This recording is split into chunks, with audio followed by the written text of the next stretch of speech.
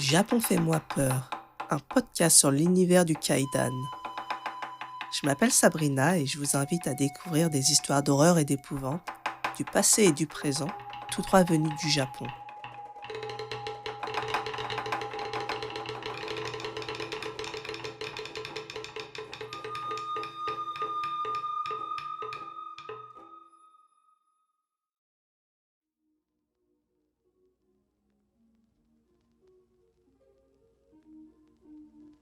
Bonjour tout le monde, j'espère que vous allez bien. De mon côté, c'est un dimanche pluvieux et j'ai la flemme de sortir avec les enfants. Alors voilà, on va rester tranquillement à la maison et je vais en profiter pour enregistrer cet épisode. Je reviens donc plus tôt que prévu avec une légende urbaine très connue. Certainement que beaucoup d'entre vous la connaissent déjà, mais il est possible que je vous apprenne des choses. Je vais vous raconter cette histoire telle que les Japonais la connaissent.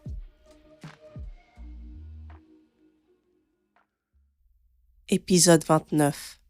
Teke Teke.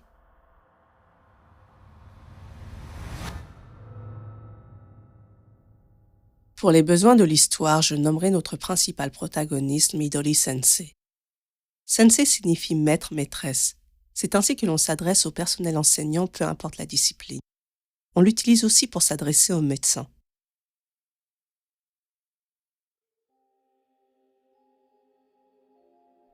Je vais vous raconter une histoire qui me vient de Midori Sensei, une de mes institutrices lorsque j'étais en école primaire. C'était il y a plusieurs années de ça, alors qu'elle débutait dans la profession. Un jour, elle vit une jeune fille à l'une des fenêtres du bâtiment de l'école secondaire, le collège. Les cours sont finis et elle est là à saluer par une fenêtre donnant sur la cour de récréation. S'agit-il d'une élève en retenue ? Se demande Midori Sensei. Elle se rend dans la salle de classe où se trouve cet élève pour lui donner un avertissement. Car bien entendu, elle ne devrait pas être là. Les cours sont terminés et les activités extrascolaires aussi. Cependant, lorsqu'elle arrive dans la salle de classe, celle-ci est vide.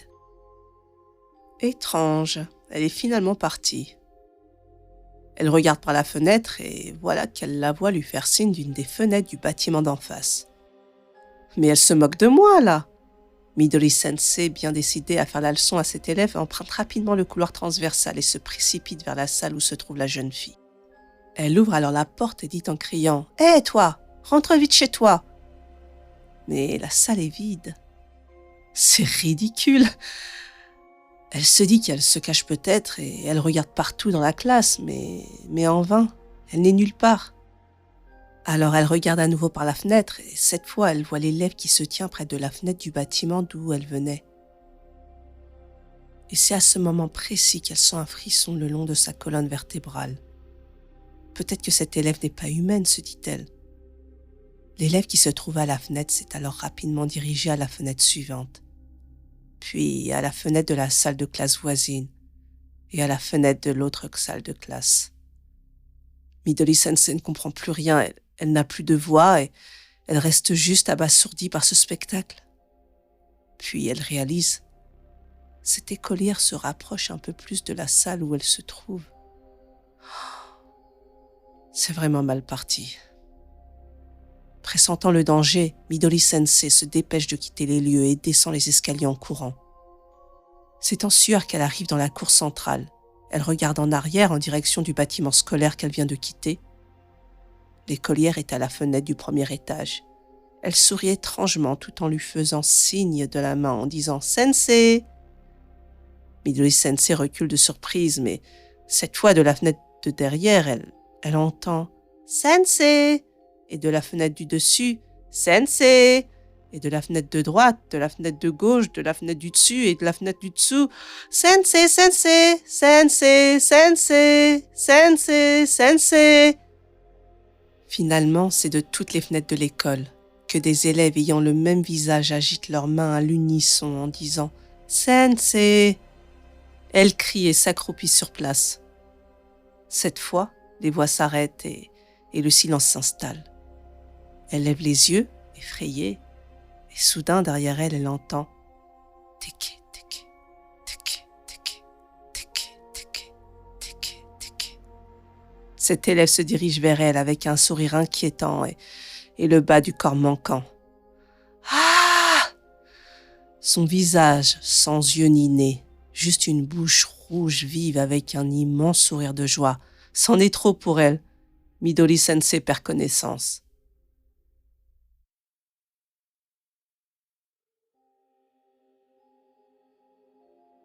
Lorsqu'elle reprend connaissance, il fait nuit noire et l'écolière n'est plus là. Mais qu'est-ce que c'était? Le lendemain, de retour à l'école, elle raconte tout ce qui s'est passé à un enseignant plus expérimenté. Ce dernier se met à rire. Elle lui demande alors s'il a déjà rencontré cet élève. Tout en sirotant son café, voici ce qu'il dit. Je pense que la chose que vous avez rencontrée hier est un yokai appelé Teke Teke parmi les enfants. Teke Teke? Oui, cette école est vieille. Toutes sortes de choses y vivent. Vous n'avez jamais entendu parler de la femme à la bouche fendue ou de Hanako-san dans les toilettes? Il arrive parfois que nous, les enseignants, devons protéger nos élèves contre de tels démons créés par les mots et les esprits des enfants. Midori Sensei avait du mal à le croire, mais le fait est qu'elle avait bien rencontré un monstre hier et ça, elle ne pouvait pas le nier. Il poursuit en disant « Eh bien, on dit que les faits sont plus étranges que la fiction. Bon courage à vous.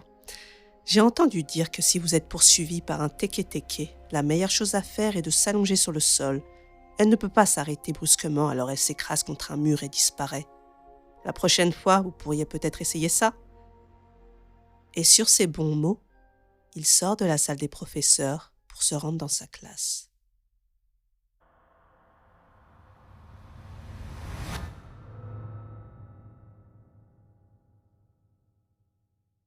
Ce que vous venez d'entendre est une des nombreuses histoires qui font la légende de Teke Teke. Elle serait apparue dans les cours d'école à Okinawa dans les années 80, mais aussi dans la préfecture de Hokkaido dans la ville de Asahikawa. Ce qui est très intéressant à savoir lorsque l'on sait que ces deux régions sont totalement à l'opposé. Bref, à Okinawa, on parle de Tek-Teku et à Hokkaido de Shaka-Shaka. Il y a tout de même une histoire qui revient le plus souvent pour expliquer l'origine de ce monstre. Je vais vous raconter l'histoire de Kashima Reiko. Mais avant de commencer, un petit disclaimer. L'histoire qui va suivre contient des détails très gore, alors si vous écoutez cet épisode en compagnie d'un enfant ou que vous êtes très sensible, je vous invite à vous arrêter là.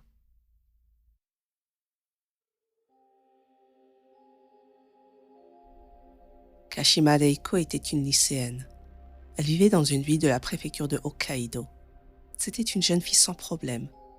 Elle n'avait aucun problème, elle avait des amis, elle n'était pas du tout harcelée, contrairement à ce que j'ai pu lire et entendre sur cette légende. Un jour, alors qu'elle attendait son train, c'était une journée tout à fait normale, elle était sur la plateforme de sa station et elle est tombée sur les rails. Elle n'a pas du tout été poussée, elle est tombée accidentellement. Malheureusement, un train est arrivé à ce moment précis. Elle n'avait pas eu le temps de se relever et de remonter sur la plateforme. Son corps a été littéralement coupé en deux par les roues du train. Tout le monde pensait qu'elle était morte sur le coup. Comment aurait-il pu en être autrement? Les policiers et les médecins légistes, une fois arrivés sur place, ont immédiatement commencé à récupérer les morceaux du corps de la pauvre Kashima Reiko. Les membres qui composaient le bas du corps étaient tous dispersés. Alors qu'un officier de police chargeait les morceaux du corps dans la fourgonnette, une voix se fit entendre. « Aidez-moi!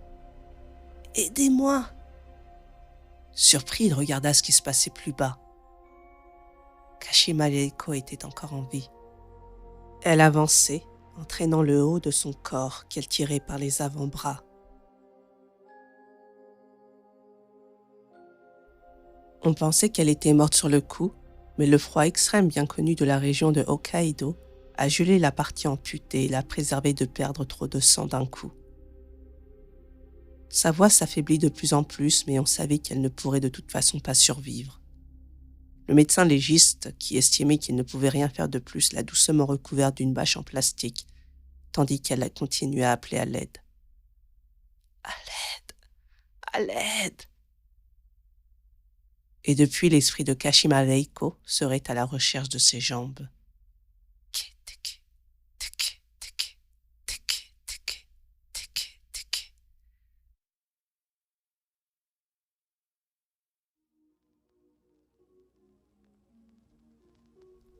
Oshimai.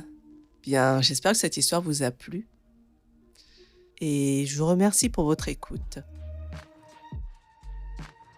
Alors, on va passer à la partie commentaires. Personnellement, je ne doute pas qu'il soit possible qu'il y ait eu un accident de ce genre, qu'une lycéenne soit tombée sur les rails, qu'elle se soit retrouvée coupée en deux, mais qu'elle ait pu survivre et qu'elle s'est mise à avancer à l'aide de ses avant-bras, que le froid a permis de stopper l'hémorragie de son corps coupé en deux. Non, je n'y crois absolument pas. Ça fait clairement partie de la légende urbaine. Ce sont certainement des détails qui ont été ajoutés au fur et à mesure pour correspondre à l'histoire de Teke Teke. D'ailleurs, c'est souvent comme ça que les légendes urbaines se font.